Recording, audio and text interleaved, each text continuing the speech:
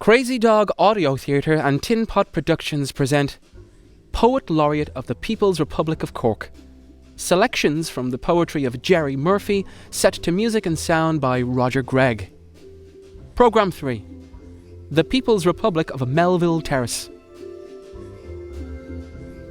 In this third programme, we hear from another artist, the sculptor HUGH LORIGAN, who for many years shared a house with our poet, and therefore knows the intimate background to many of the pieces coming up. Here's Hugh to fill us in. I shared a house with Gerry Murphy for 7 years. He titled the house The People's Republic of 1 Melville Terrace. Melville Terrace for Hugh.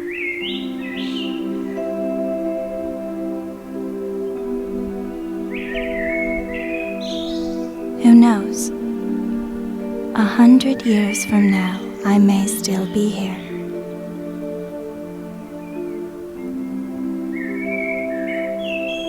A swallow flitting in and out through warping roof beams. Or a rat scrambling across a jumble of worm-eaten books.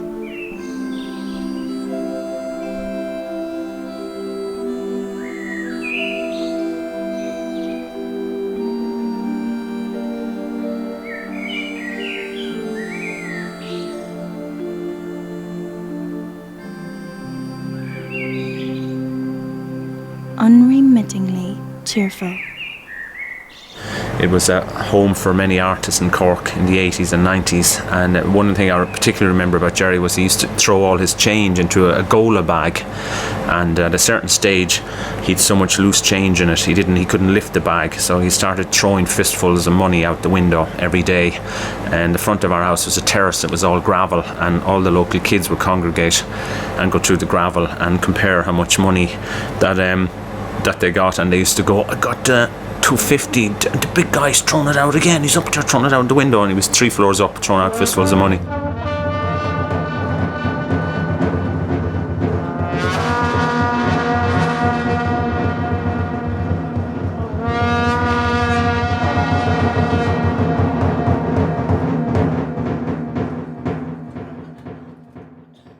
Dearest Lavinia, belated birthday greetings. Did you receive the Nubian? No news from Rome about strengthening the garrison. There may be riots with the execution of this Nazarene, and we may not be able to contain them. Otherwise, things are returning to normal. The money changers are back in the temple. Dealing tentatively, but growing in confidence.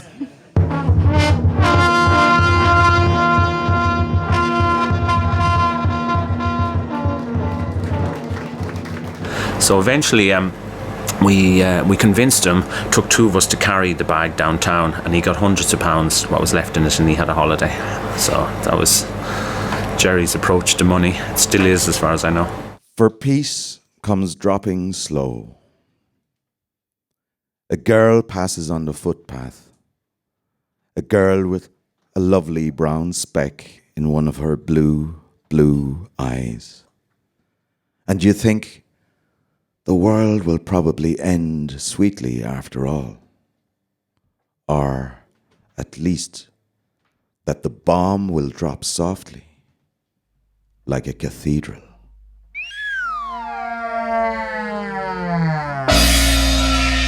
I'm familiar with Gerry writing the poems for the last 20 years, and he would always have them in folded up bits of paper in his pocket.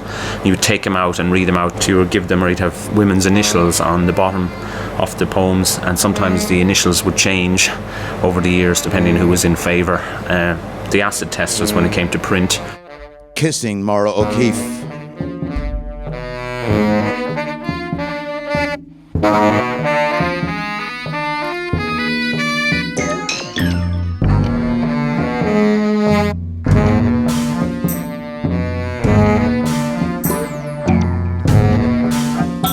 You know Thursdays and me, warp 9 through Gamma Quadrant to flush dead pigeons from the shuttle bay. A slow swing around Orion to collect my 29 senses. Early morning banter with the milkman, the paper boy, the post person, farsud, swingly, babble sap. Beam down to the Upton Grill, suck on burger, chips, beans, sausages, mushrooms and onions. Tilt full fat face towards that rare shaft of sunlight glinting off a wing mirror. Dreaming of holding Mary Mahoney, squeezing Niamh Connolly, kissing Marla O'Keefe. Somewhere over the rainbow, somewhere over the rainbow, my bollocks.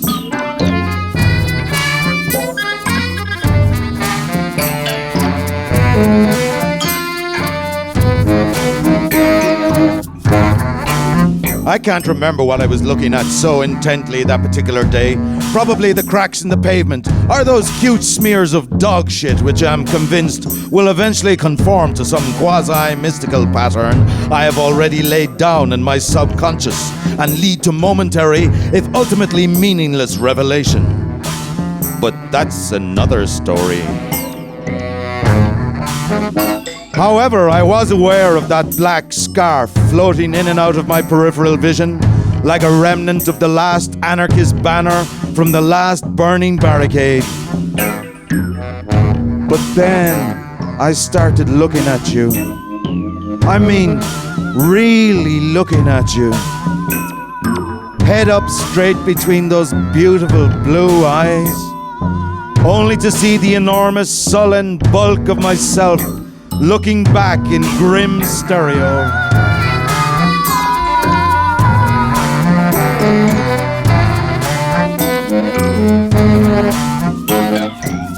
So scrap entire physical dimension, all change year zero, back to the future, blueprints under your pillow, with assorted limbs, life support system not to be switched on, until a wave, and then another breaking gently at your feet.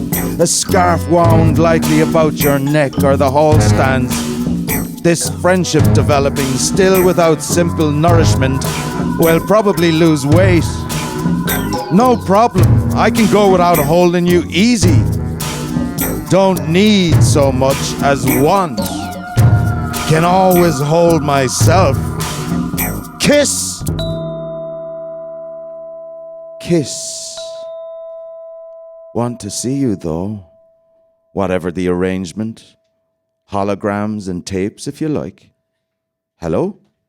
Well, I love the Gay Byrne poem. I mean, anybody who's of my age knows Gay Byrne, was brought up with Gay Byrne and is fond of Gay Byrne, and half hated him when he was in his teenage years, and he was talking about stuff like how you tie up a turkey at Christmas, right? So when you've got this overlay of Gay Byrne and well and the whole thing, and then you've got some guy saying, well, you know, up yours, Gay Byrne, that really resonates for me, and it was done with such good humour. I think it would make a fantastic single. I think that's possibly the hit. Hello. Hello, hello, well done, dear, dear, dear. Hello, well done, hello, hello, dear, dear, dear. Hello, well done, my goodness, you're tall, dear, dear, dear. Hello, well done, hello, hello, playing a blinder. Hello, well done, well done, well done, dear, dear, dear. Well done, hello, hello, hello, playing a blinder. Hello, well done, hello, my goodness, you're tall. Hello, well done, dear, dear. Up yours, Gay Byrne. Look on the bright side. Well done, hello, hello, well done. Well done, dear, dear. Look on the bright side. You can always blow your brains out during the next whiter than white detergent commercial. You can turn it down or even turn it off and storm into the hallway and stamp on the landmine you were saving for the TV license inspector. And the good news is there's one for everybody in the audience. Well done, hello, hello, well done. Look on the bright side. Well done, hello, hello. Look on the bright side. Hello, well done, well done. Look on the bright Dear, side. Look on the bright side. You could be the third literary critic this week, being beaten prior to being necklaced. You could be lying on any street in any major town with 3 bullet wounds in the head after swearing under your breath in Danish at a Conrad na Gaeilge roadblock. Ladies and gentlemen, Ulick O'Connor is on the show. Hello, well done, hello, Look hello, on the bright dear. side.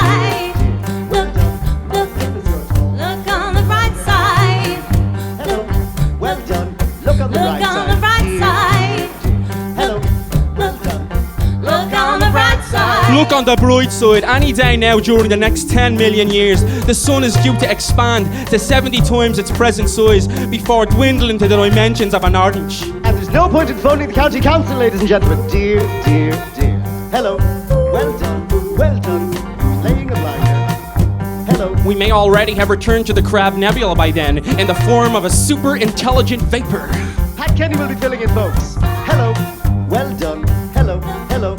Look on the bright side. Hello. Well done. Hello. Look on the bright side. It's Ubi et Orbi next, after this word from our sponsors. Look on the bright side. Hello. Look on the bright side. Look on the bright Dear, side. dear, dear. Look on the bright Dear, side. dear, dear. Look on the bright side. Roll it there, Colette. We'll be back with the toy show next week. He says that he doesn't like dogs barking, and that's true, because he was working shifts in the pool, and there was a particular dog used to bark at night, and when you work on shifts and you can't get your sleep, he would get very ratty. But it's very poignant, because I remember reading that poem and it didn't really resonate for me until I saw the way it was produced in the production, that because then I could really see the kind of pathos in the fact that the woman that he was in love with at the time, she came to visit one night and the dog barked, and he knew she was coming, and he said the dog barked and she came, but I don't think that she came much after that. So it really, the way the production gave it a whole life and a whole sense of pathos that I just didn't get from the written word. Woof, woof. Of all the noises that irritate me, car alarms, Mormons,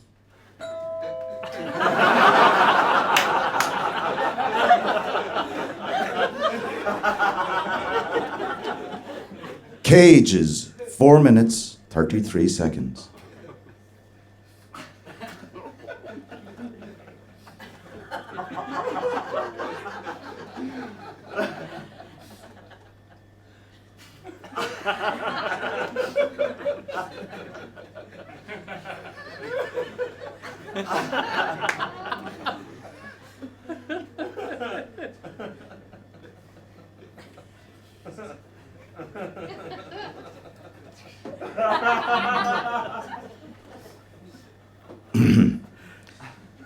There's nothing as infuriating as dogs barking in the night.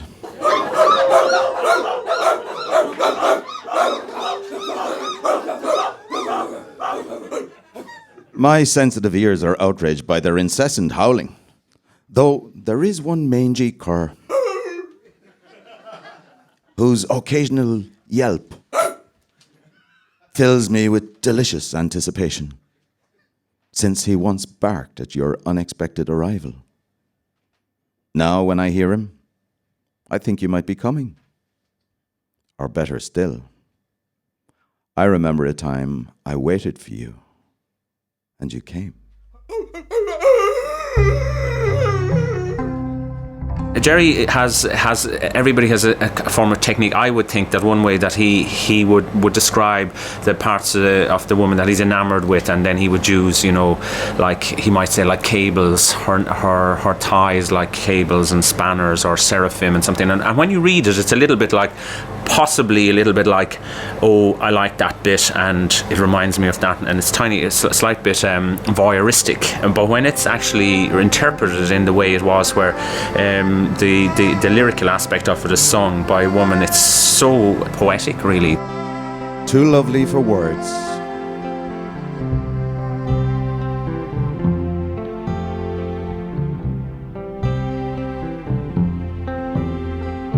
Strange to say, I was elbow deep in the dictionary when you called, looking up the precise meaning of exquisite, your exquisite face, etc., etc. Stunned into heart-troubled silence by your exquisite whatever. And then, of course, your brush-fire hair, your eyes.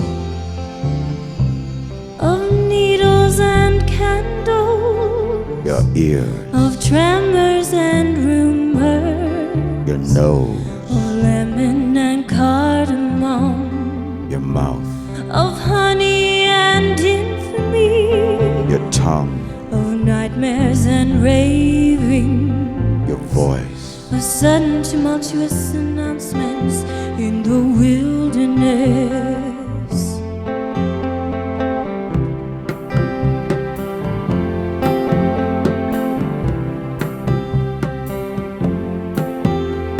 your neck, Of birch and whisper, your throat, of shuddering guitar, your shoulders, of feathers and tendon, your back, of ebony and lamentation, your arms, of spanners and cable, your hand, of paper and thunder, your fingers, of salmon and destiny, your breasts, of apples and planets.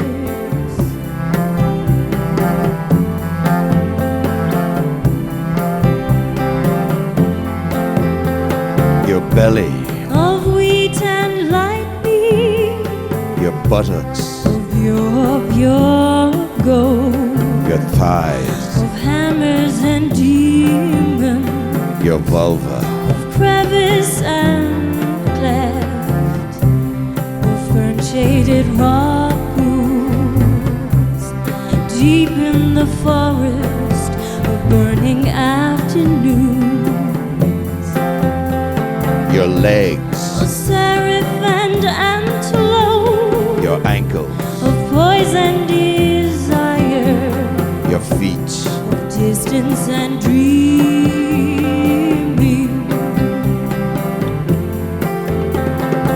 your exquisite toes.